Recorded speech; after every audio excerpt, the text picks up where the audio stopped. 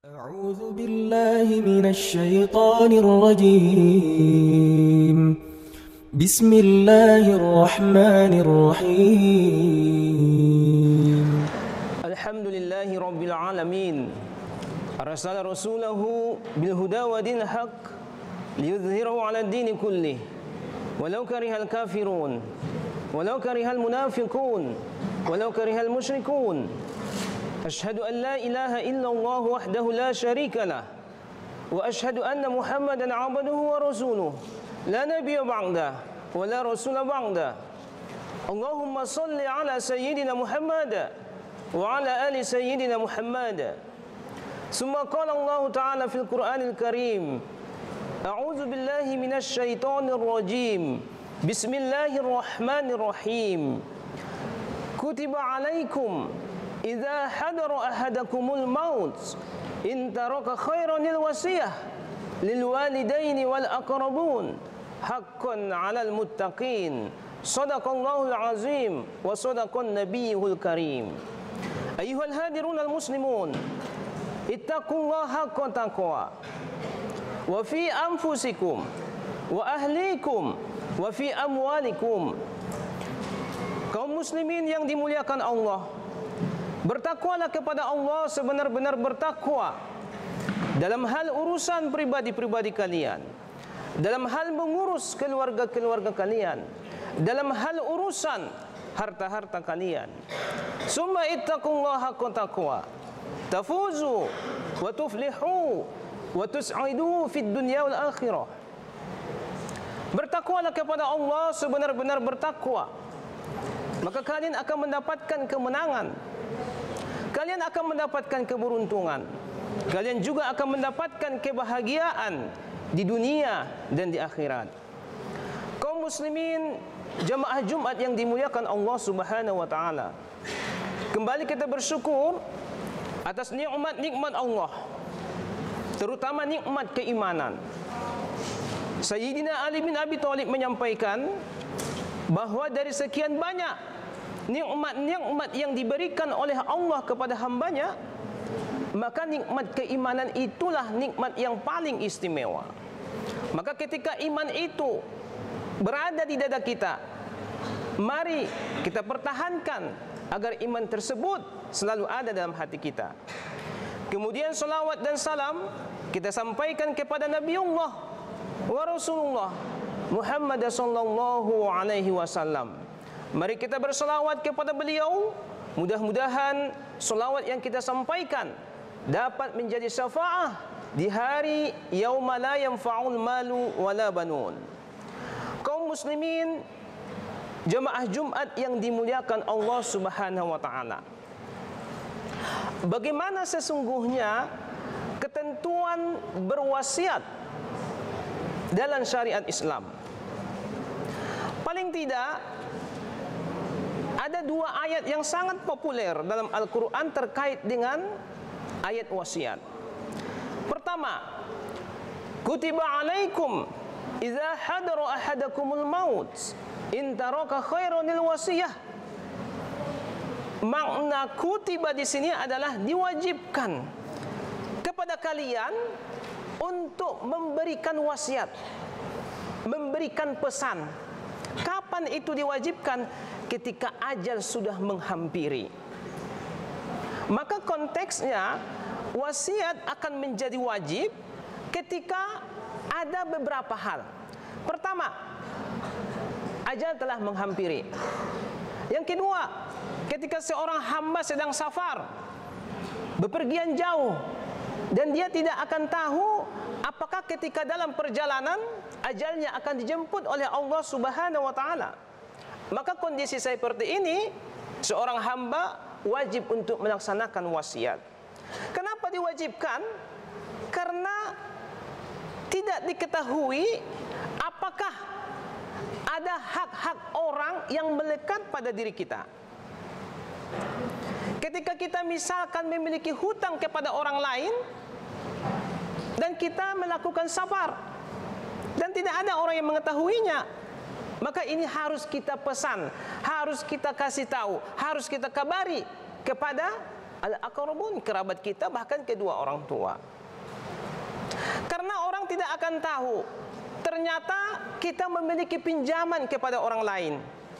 Nah, ketika kita itu melakukan perjalanan jauh atau kematian telah datang kepada kita, maka wajib dalam kondisi seperti ini seorang hamba berwasiat. Atau bahkan orang tidak akan tahu ternyata ada barang titipan yang disampaikan kepada kita, dan pada saat itu kita melaksanakan perjalanan jauh atau ajal telah hampir menjemput, maka kondisi seperti ini konteks berwasiat diwajibkan. Sekalipun pada prinsipnya wasiat itu adalah hal yang boleh. Jadi setiap orang, setiap hamba, setiap muslim tidak ada larangan untuk berwasiat. Tidak ada larangan untuk memberikan pesan kepada karib, kerabatnya, kepada keluarganya, bahkan kepada kedua orang tuanya. Di ayat yang lain disebutkan, ya ayyuhalladzina amanu syahadatu bainikum idza hadara ahadukumul maut hinal wasiyah zawa adalin minkum. Bahwa ayat ini menegaskan pelaksanaan wasiat tersebut hendaklah disaksikan oleh dua orang saksi yang betul-betul mukallafin, cakap untuk melakukan, cakap untuk dimintakan keterangan kalau seandainya dia dimintakan persaksian benar tidak ada wasiat. Kaum muslimin jemaah Jumat yang dimuliakan Allah Subhanahu wa taala. Selain itu, dalam surat An-Nisa Allah Subhanahu wa taala berfirman, "Min ba'di wasiyati yusi biha audain." Konteks ayat ini berbicara bahwa setelah orang yang meninggal dunia tersebut mengalami kematian, maka harta si pewaris tidak boleh dibagikan kecuali setelah ditunaikan wasiat, setelah ditunaikan utang piutang. Nah, yang menjadi pertanyaan, mana yang lebih didahulukan? Kalau misalkan orang yang meninggal dunia meninggalkan hutang sekaligus memberikan pesan terhadap harta yang ditinggalkannya. Hadis Rasulullah sallallahu alaihi wasallam yang diriwayatkan oleh Tirmizi bahwa Rasulullah sallallahu alaihi wasallam qada bid-dain qabla al-wasiyah wa antum tuqaddimuna al-wasiyah qabla ad-dain.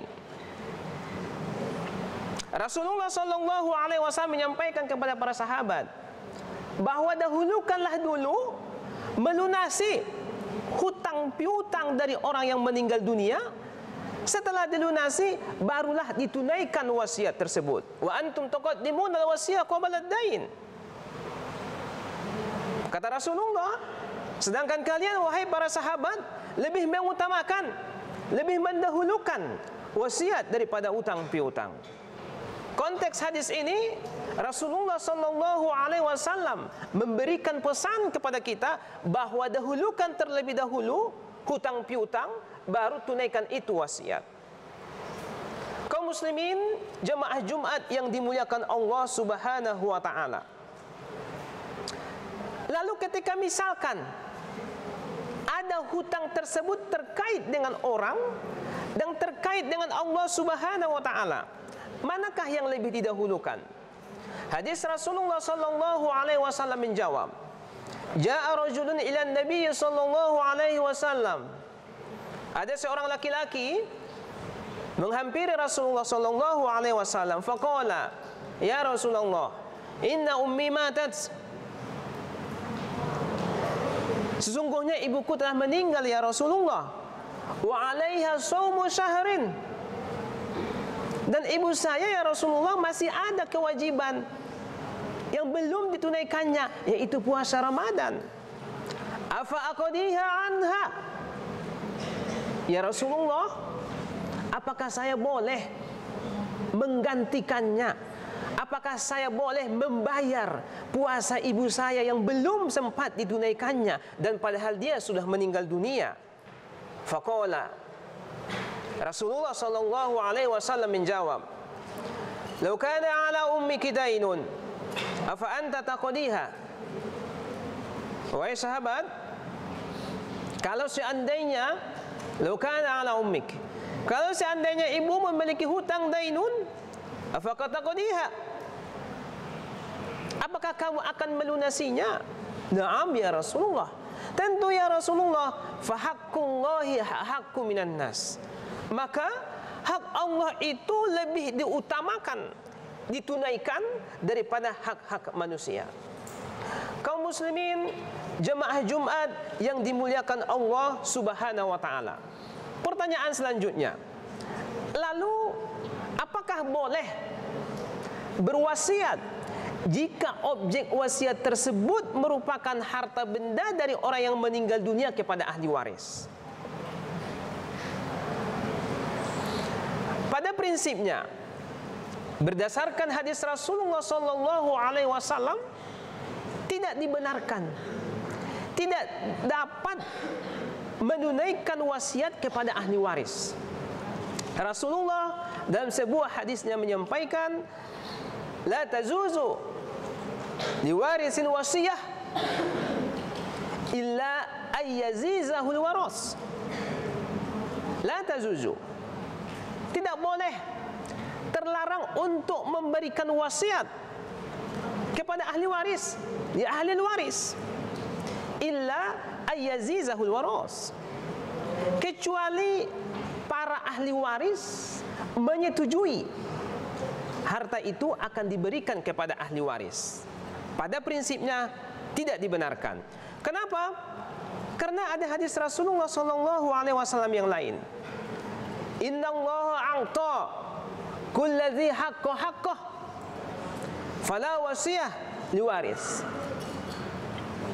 Sesungguhnya Allah telah memberikan hak-hak itu sepenuhnya kepada ahli waris. Fala wasiyah li ahli waris.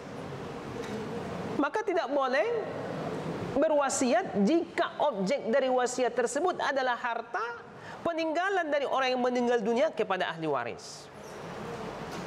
Kaum muslimin, jamaah Jumat yang dimuliakan Allah Subhanahu wa taala. Konteks kebolehan memberikan wasiat kepada ahli waris hanya sebatas jika ahli waris menyetujui. Jika ahli waris menyepakati untuk diberikan harta warisan tersebut kepada ahli waris dalam konteks wasiat. Nah, oleh karena itu, menurut Imam Syafi'i akan menjadi haram ketika misalkan harta ini diberikan kepada ahli waris, di kemudian akan menimbulkan perselisihan, akan menimbulkan kecemburuan di kalangan keluarga, sehingga dapat memutuskan hubungan silaturahim. Maka kata Syafi'i, hal itu adalah perbuatan yang haram, tidak boleh.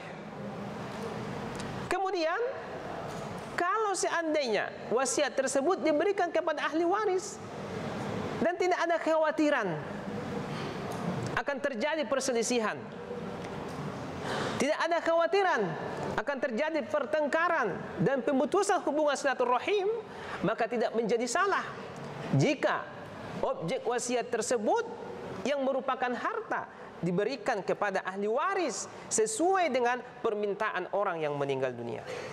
Kaum muslimin, jamaah Jumat yang dimuliakan Allah Subhanahu wa taala, mudah-mudahan dari khutbah yang singkat ini kita bisa mengambil khazanah yang tibar terkait dengan ketentuan-ketentuan dan pelaksanaan wasiat dalam syariat Islam. Barakallahu li wa lakum fil Qur'anil Karim wa nafa'ani wa iyyakum bima fihi minal ayati wa dzikr hakim wa taqabbala minni wa minkum tilawatahu innahu huwal ghafurur rahim.